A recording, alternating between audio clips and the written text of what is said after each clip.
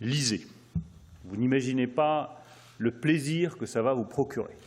Je le dis avec beaucoup de conviction parce que j'ai moi-même des enfants, j'en ai un qui est lycéen, et c'est devenu un combat la lecture. Et je veux juste dire à tous ceux qui nous écoutent que ce combat, nous le menons avec Marc Ledré-Lacharrière, avec Luce Perrault, avec Éric Reynard qui est présent, avec tous les journalistes qui sont présents ici et qui écrivent.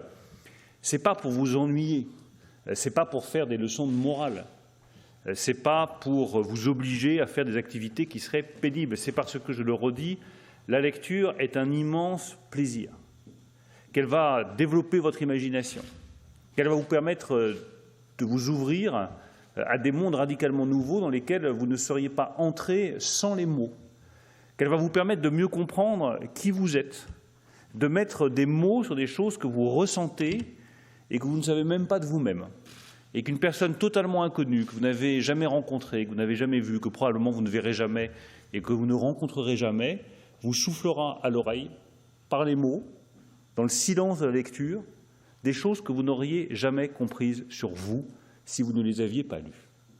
On apprend plus sur son désir d'aventure en lisant Robinson Crusoe qu'en partant en voyage. On apprend plus sur le désir et la jalousie qui peut animer le désir et qui est souvent à la base du désir, en lisant Albertine retrouvée ou La prisonnière, qu'en faisant soi-même l'expérience. Et quand on souffre soi-même de jalousie parce qu'on aime quelqu'un qui ne vous aime pas ou qui est aimé par quelqu'un d'autre, eh bien, il suffit de lire Proust pour comprendre ce que c'est que ce sentiment, de mettre des mots dessus, et ces mots vont vous apaiser. Ces mots vont vous apaiser parce que vont vous faire comprendre que vous faites partie d'une collectivité qui ressent les mêmes choses et que vous n'êtes pas tout seul. Et c'est ça la singularité de la lecture. C'est que c'est une activité solitaire qui vous ouvre au reste du monde. Vous êtes seul et vous n'êtes jamais autant avec tous les autres que lorsque vous lisez un livre.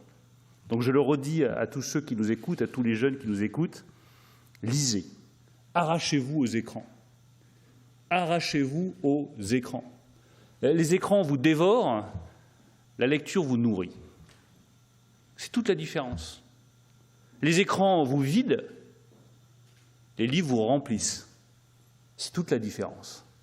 Alors évidemment que c'est un combat parce que l'écran, c'est la facilité, on est capté, l'attention est captée. Puis en plus, ils sont tellement bien organisés, ça fera le lien avec les GAFA, qui savent vous donner, exactement comme on le fait pour les rats, des petits stimuli nerveux, toutes les 5 secondes, toutes les 10 secondes, qui vous obligent à continuer à rester scotché à votre écran. Mais malheureusement, ce n'est pas ça qui vous permettra de développer votre liberté. Et je termine par là parce que c'est aussi une conviction très forte chez moi. La littérature est une arme de liberté.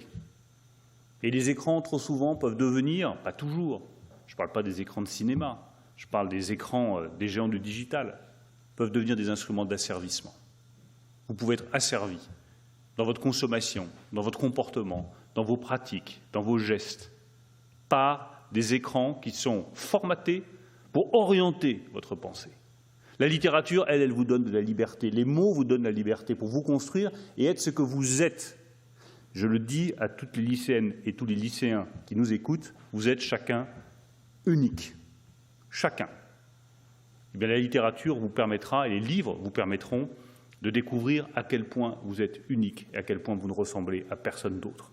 C'est ça ce qui fait l'humanité. Chaque personne est unique et c'est la littérature qui nous l'apprend.